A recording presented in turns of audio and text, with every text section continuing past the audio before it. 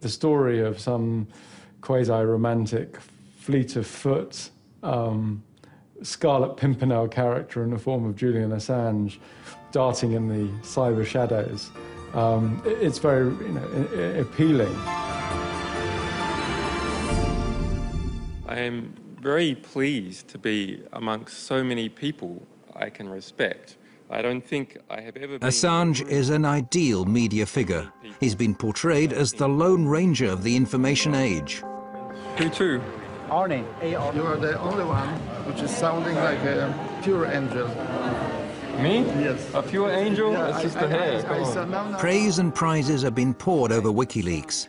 Time magazine has included Assange on a shortlist for the world's most influential man.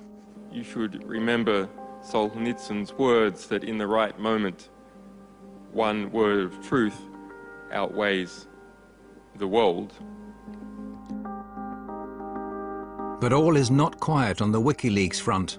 Assange is aware that the Iraqi material that's shortly to be released will generate even more anger. In August, he travels to Sweden.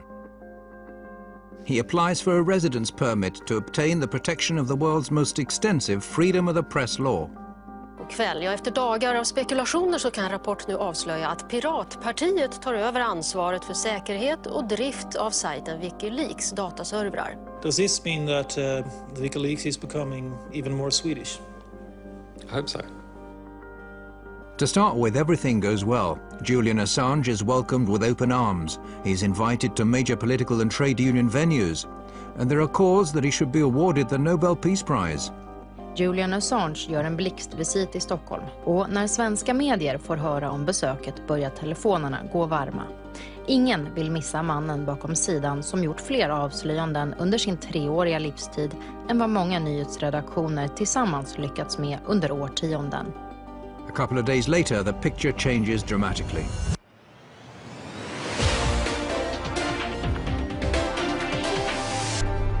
Åklagare har nu beslutat att inleda en förundersökning mot Wikileaks-grundaren Julian Assange. Wikileaks grundare Julian Assange förhördes igår kväll. Swedish authorities have issued an arrest warrant for Wikileaks founder Julian Assange. He's accused of rape and molestation. On the 20th of August, Assange is accused of rape. The alleged crime is immediately leaked to the world press. Behind the accusation are 2 women who had casual relationships with Assange. The women don't make any public statements, but the important evening paper Aftonbladet publishes an anonymous interview with one of them, which states that what started as voluntary sex subsequently became what she described as abusive. But she's not afraid of him, and he's not violent. All right, Julian Assange, the WikiLeaks founder and the target of the rape allegations, joins me now on the line. Thank you so much for speaking to us, Mr. Assange. What do you think about this? Clearly it is a smear campaign of some kind. Well, I came to Sweden as a refugee publisher involved with a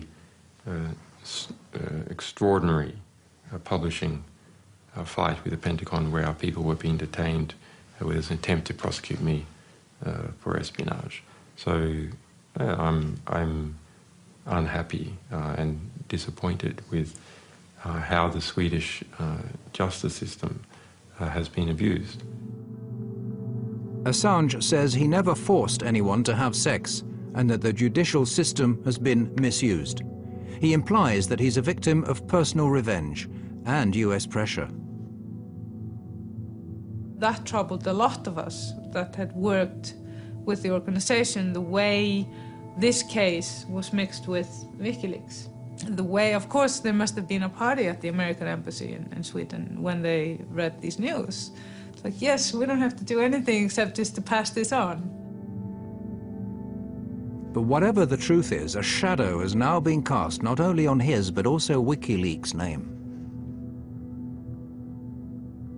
The rape allegations lead to a storm of protests from WikiLeaks. WikiLeaks has become the sensation because the 2 last big scoops, and the only scoops that have been actually played into the hands of the mainstream media, are sort of WikiLeaks versus the US or Julian Assange versus the Pentagon. This is not what WikiLeaks is about. It is a site that focuses on all sorts of leaks from all over the world. It has weakened the organization. That is my perception. Too much focused on one person, and one person is always much weaker than an organization. The difference of opinion began when Assange decided to put all of WikiLeaks' resources into the giant American disclosures. And it's now grown into a serious source of discontent regarding how the organization should be run. I think the wisest thing to do would have been to do this slowly, step by step, to grow the project. That did not happen. What happened was to pick out the biggest releases, to release these, to put all effort, all resources, everything we had into producing these releases. Other voices join in the criticism, some through anonymous media interviews, and now it's Assange's turn to look for leaks. This is an extract from a chat between Domscheit-Berg and Assange.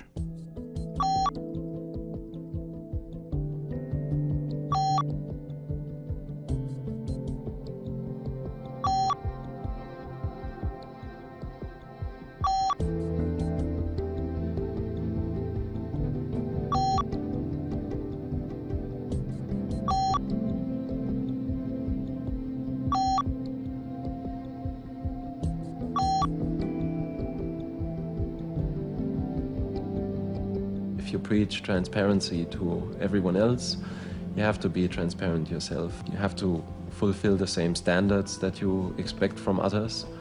And I think that's where we've not been heading into the same direction philosophically anymore. The argument ends with Daniel and several others quitting WikiLeaks. Eventually this ended with me arguing with Julian about basically his dictatorial behavior, which ended in Julian saying to me that if I had a problem with him, I could just piss off, I quote. Those who quit the organization build up their own site on the quiet, OpenLeaks, to be run without an authoritarian editor and serve purely as an online distribution service, helping people deliver material anonymously to the media.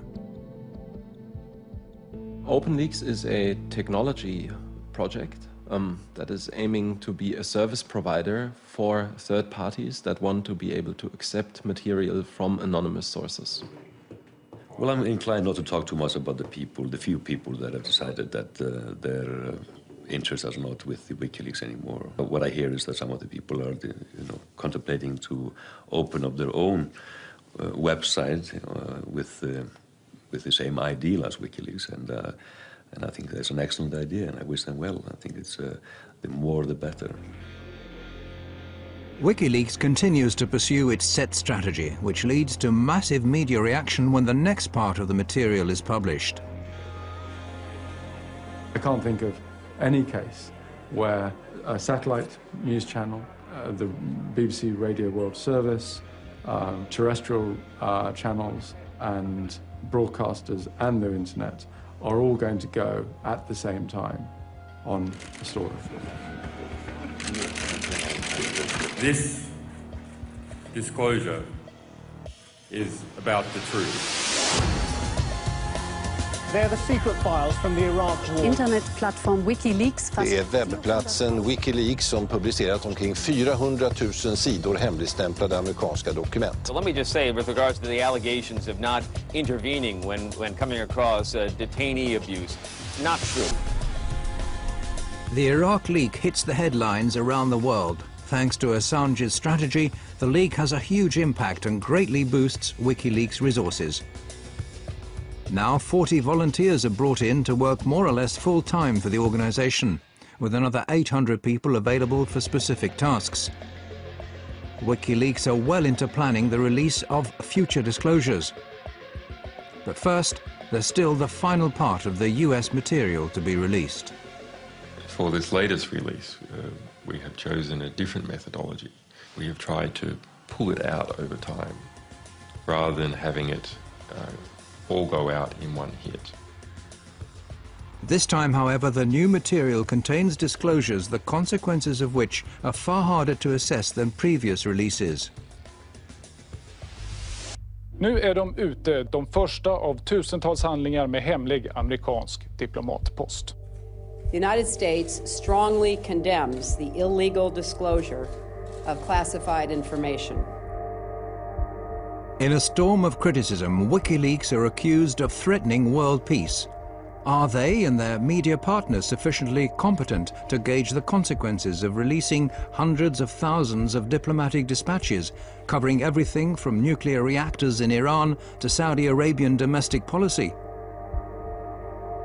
Or is it again a matter of the end justifying the means? For Christian Hrafnsson, things are much simpler than that. I think Mr. Assange is actually waging political warfare, too. He's not using weapons, but he's not using purely soft things either, like words. He's using information, wielding information against us, if you will. That, to me, is what political warfare is. By and large, WikiLeaks is a force for good. I think you can't just be absolute on this. WikiLeaks is very, very powerful, and I think one has to be cautious of anything that's very, very powerful in life.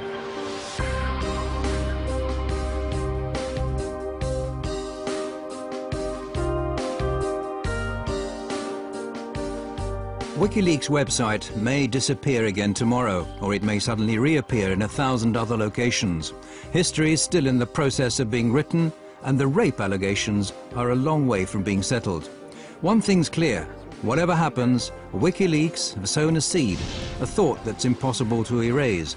It's about new ways and new channels of disseminating classified information that'll have a profound effect on transparency, not only on the net, but in a broader global dimension. Well, what I really learned in the last 3 years is that a difference can be made bottom-up and not only top-down. Information does not respect borders. States are going to have to rethink how they approach information. Any state which fails to do this will cease to exist. Well, you know, if we're going to have a military and a defense policy, it's predicated on having information that is controlled. Of course, we're a democracy. We're one of the most open countries, I believe, in the history of the world. But information has to be protected in certain circumstances and denied to the public. Democracy without transparency is no democracy. I mean, that's just an empty word.